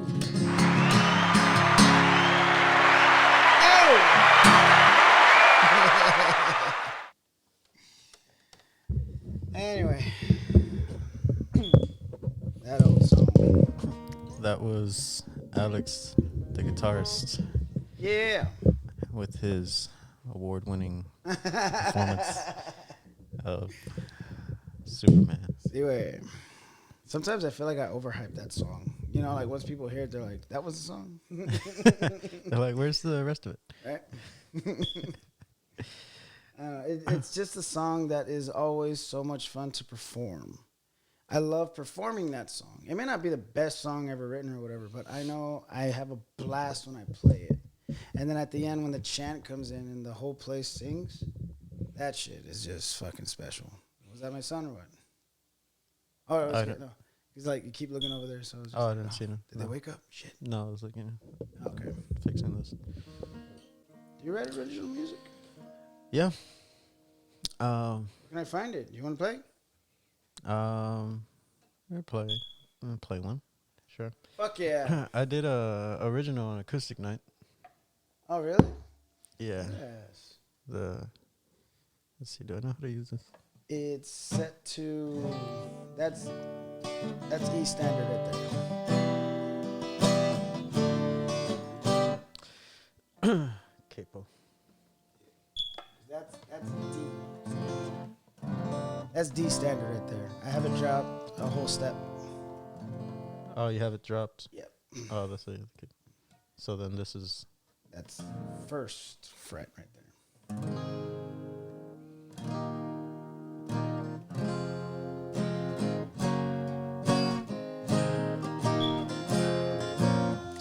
Let's see. Did you write your song in E standard or Yeah. the capo. All right. This one. So then, there. Yeah.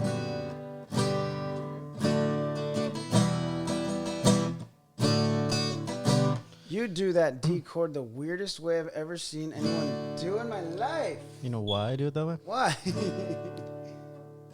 Because it's D7. And then D7 leads to G. Okay. And then Easy access. G7 leads to C. Okay. Yeah, the thing is in mariachi, it's very common to go do that. from D To to the T. Because there's mariachi theory, Okay. which is mariachi music theory. A little bit simpler than music theory. I mean, it's the same thing, but it's less. So, primera, segunda, tercera, very common Right. in mariachi. Primera in the key of D is your D, right? Segunda is A7, because it's your 5/7 chord that leads to the D. And then you go to your fourth, which is the G. All right, D, F, G. But to get to the G, there's a preparation, which is a 1/7. 1/7 leads to 4. I'm a nod because I never learned the numbers like that. It's hilarious because even my bassist tells me, he's like, I'm like, what's the progression? He's like 3-5-1 or whatever, and I'm like, fucking English, bro. Like, give me the chords. Yeah, because I mean it's just like Paloma Negra. I gotta learn that. De llorar God. y no amanece. So it's just really. I'm so jealous of your vibrato. You know, I could not do vibrato for the longest time. I first really started singing when I was 18, and I could not do vibrato until probably about 21. I didn't really start singing seriously until later, but I just could not do it, and it would not come out. And then eventually started learning controlling it and doing all that. My vibrato is very inconsistent, as one of the judges said on one of the competition nights. Yeah. Yeah, I was like, yeah. it is. Uh, I mean, it's not what I grew up doing. You know what I mean? Like I said, I was punk rock. And yeah, there's especially Blink, they very much hold their notes as long and as consistently straight as possible. No vibrato. Yeah. So that's what I grew up learning. So I'm still working on vibrato. Let's see. Where is... I've written a total of 6, I guess. Really? I've recorded 2. Nice. Where'd you record them? Well, one myself, I recorded myself. But the other, I did a studio in Austin, Spitshine Studio. Even had like a whole video, like it was like a music video. Really? Type of thing, yeah. Nice. Yeah, that's there on YouTube. I didn't like how the audio part came out at the second half because the guy that was editing or mastering, he did not really know Spanish music much. He's more of a hip hop kind of guy. So I felt like he kind of rushed the other part.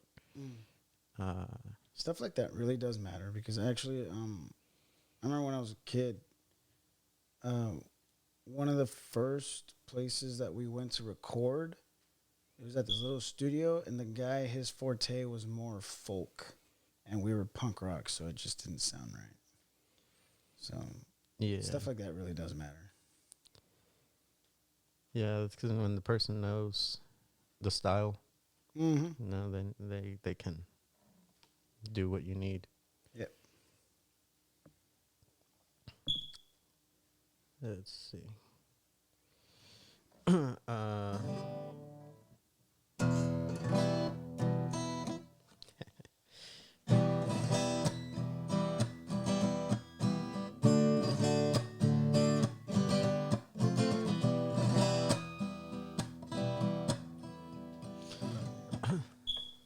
love that fucking thumb thing you do. That, the up. Yeah, that's an old style of sweeping. Because the mariachi is just like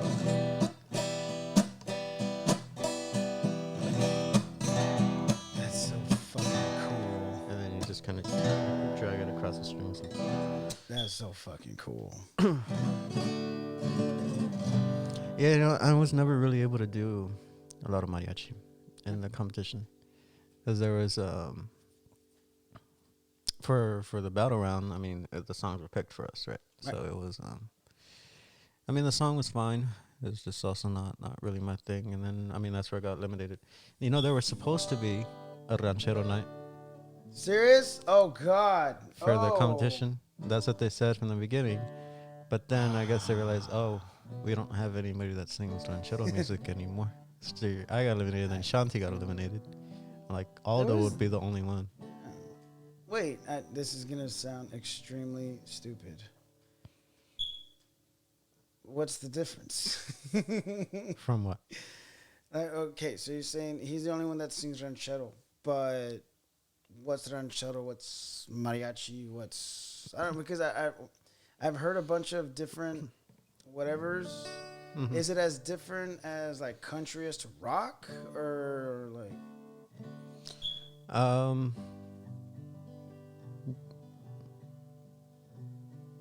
It can be, yeah. So there's something like Aldo, I say, is more of a bolero type of person, singer. So like Si nos dejan, you know the song? It's,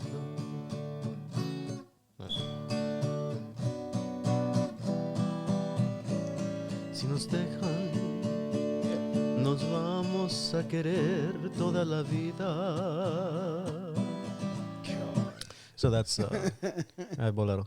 Ranchera, it's more, I guess, what you would think when you think of Vicente. Right, so.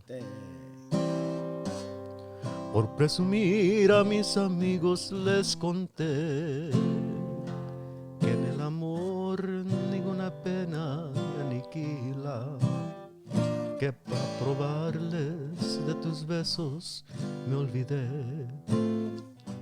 y me pagaron un trago de tequila. So ranchero is more what ranchero is folk music for in Mexico. It's a story. Okay. It's just basically you imagine someone on a ranch just singing, telling a story of something that happened. Yeah. And that's kind of how my songs go. Sweet. But the first one I was able to actually write was not ranchero style.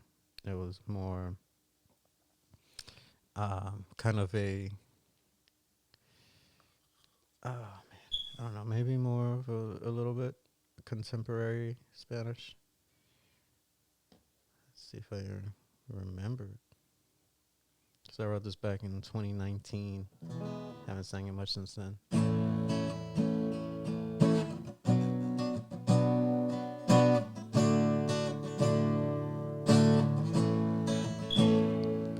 Ya no puedo jamás vivir sin ti, porque siempre me haces sonreír. Cuando miro tu cara me pongo a llorar. Cuando tú me hablas, qué felicidad. Quiero sentir tus labios en mi boca y tu cuerpo hermosa junto a mí. Y tú, que me haces sufrir y me haces llorar y me haces querer, pues déjate amar.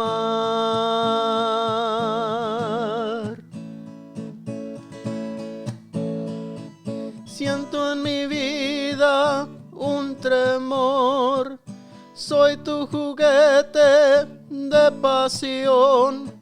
Cuando tú me tocas mi corazón, sabe lo que es amor.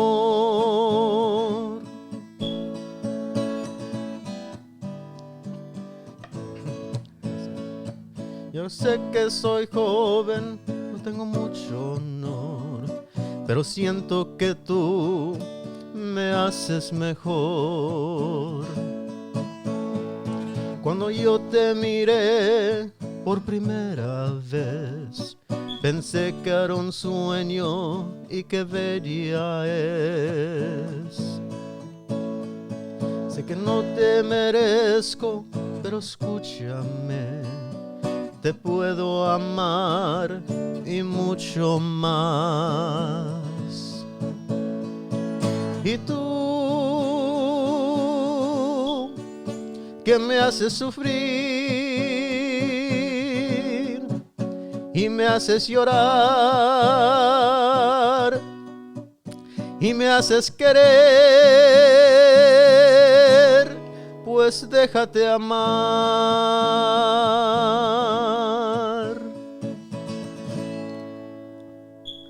A little more to it. I don't remember the chords. Who hurt you, my mans? Oh man, this beautiful Colombian girl. Really? Oh man, she was so fun. Lucky. Yeah, she was great. She's married now. Oh. Engineer at Apple. I met her wow. at engineering, Texas State. Oh, nice. Big old white guy. Did y'all date, or you just loved like? It was friends. I mean, we met at Texas State. I don't know. It just didn't work out. Okay. So yeah, she's married to this big old white guy now. He's like 6'5". Of course she is. Oh, Tiny wiener, I'm sure. of course. But that was funny because even though we spoke the same language, Spanish, it was so different. Really? Yeah. She would say funny things like, because depending on what part of Colombia, I mean, even like Mexico, you speak differently. But her Spanish was very much like, I don't know if you've ever heard Dominican Spanish or Puerto Rican. A little bit. Like escúchame, she'll say escúchame. Escúchame. Or pescado, she pecado. They just don't say the S's and the R's, and it's slightly crazy. different. So there was sometimes a friend of hers came one time from Colombia, and we were in San Antonio, we were just hanging out, and they were just talking going off and off, and I was like, I understand like 10% of what y'all just no idea what, all the slang they use, and she could not handle spicy food. What? They don't eat spicy food in Colombia. Wow. Just I must be Colombian. oh, some Puerto Ricans, they don't eat spicy. It's really just Mexico that's like spicy like that in the Latin countries. Yeah, I get looks at by my grandma when I'm like, no quiero. Oh yeah, and she's like, She's like, ¿Qué? it's because you're all white. I'm light skinned. I am. Is that a joke in your family? It is actually. You know what? Look at this. Check out my wedding photo. I wish the people who are listening to this could see this, but check this out, dude. This is fucking hilarious. This is my wedding photo. This is my parents and my siblings. How? I don't know. My brothers used to fuck with me all the time when I was a kid. They're like, I was the milkman's son. They ever tell you you're adopted? Yeah. But Hijo del lechero. No offense. Fuck y'all. Yeah, that's. I'm just light skinned. I'm extremely light skinned. I don't know why. I barely go outside. Well, yeah, if you just perform at night. Yep.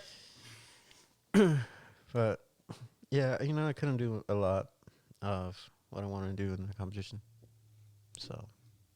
Yeah. I mean, if I would have moved, Would you wanna- more weeks. Would you want to try it again? Yeah, I mean, I'll probably try it again.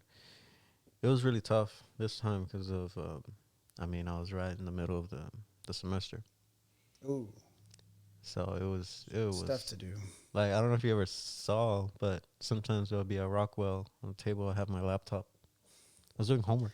Yeah, yeah, I remember that. Goddamn. I But you was were doing just like homework. chilling.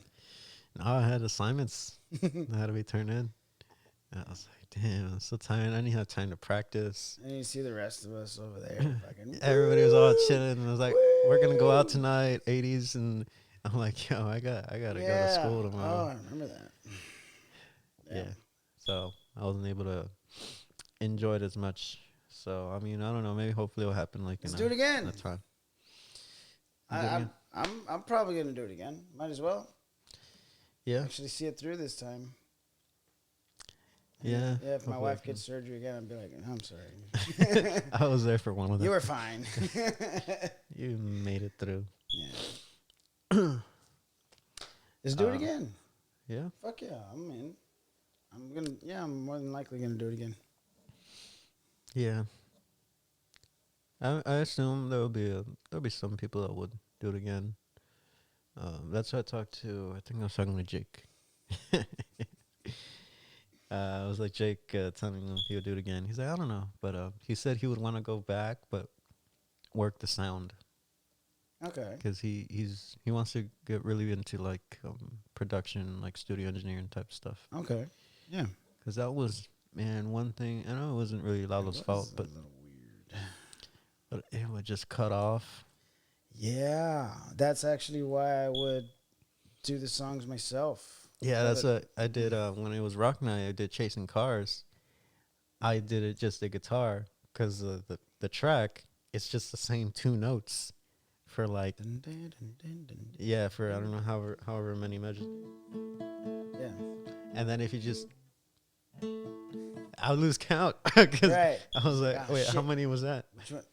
Right. And then if you don't come in at the right time, the whole song is just shit. Very true. Very true. So yeah, that was one thing that was not cool. And then I can never hear myself. Hey. At least I can because the speakers are like that way. So there's no monitor. There was no monitor facing us. Yeah, that's true. Yeah, your monitor would have helped Mm-hmm. quite a bit. But yeah, I mean, I'll do it again. Badass. This time I'll probably try to lean into more of what I do. Pimp. More mariachi because there wasn't much mariachi. That was the biggest, I think, surprising thing to me when I was there auditions and see everybody. The only people that sang Spanish was me and Shanti. Aldo sang Spanish mostly, but he could do some English, and he did Dead or Alive, and he did other stuff. Yeah. But that was just strictly like we can only do Spanish, nothing else. Was me and Shanti. You guys fucking killed that shit. Man, it was so surprising she got eliminated. I know, dude. Actually, there was a lot of people that got eliminated that really should not have. Like, yeah, I remember when Shanti got eliminated, I was like, what the fuck? I thought she was going to be top 5 easily. She should have been. But again, some people didn't do their homework or something. I don't know what the hell it was, but damn. That was surprising. Yeah, but it was good. You enjoyed your time on the show? Yeah, this is cool. I'd always wondered how, like, because I see podcasts, I see, like, videos for podcasts all the time, and I always see that they're, like, really fucking long. Yeah. And I was always just like, how the fuck do they just sit there for 2 hours, 2+ hours, just talking and shit? I was okay, well, that's how. Yeah, you just get into it, or somebody got something to say. It was good. You got anything else you want to say? This has been a lot of fun. I need the further information because I want to follow on all points of where this is at. Because I also want to hear the other stories. I'd love to hear the other stories. Yeah, it sounds really that's some good super stuff. interesting. Yeah, as soon as all those come out too, once they're done editing, dude, I can't wait to hear them. You want to plug any of your bands, your shows, anything you do weekly or anything? I have Alex the Guitarist, which is my acoustic setup. You can find that on Facebook mostly. Just look up Alex the Guitarist. We got Alex and the Chasers. We play 3-4 times a week. We play at the Quarter in McAllen on Fridays. We're at the Flying Walrus on Tuesdays, which is also live band karaoke. Actually, we enjoy having people come up on stage no matter if it's live band karaoke or not. If you sing, get your ass on stage, dude, because we fucking love it. We're at the Dive on 495 on Thursdays.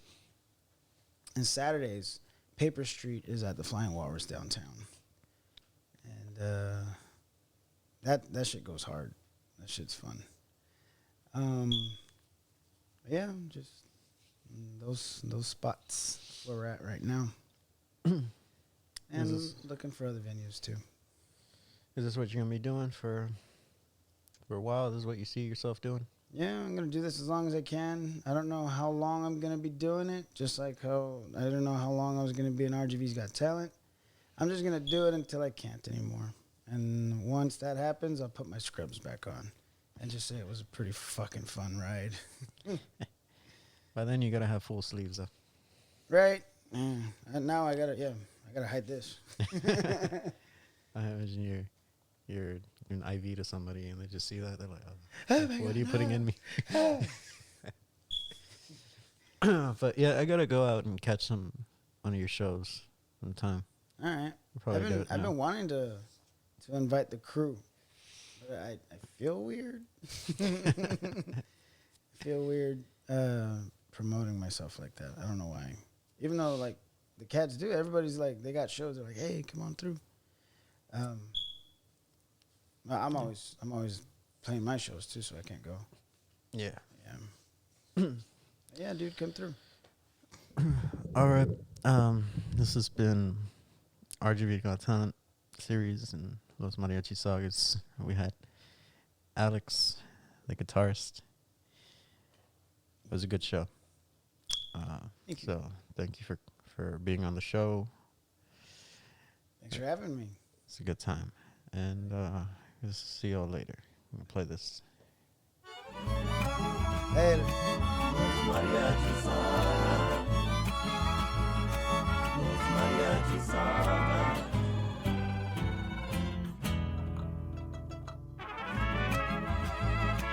Los Mariachi Saga. Los Mariachi Saga. Who lives in a Los Mariachi Saga. Los Mariachi Saga.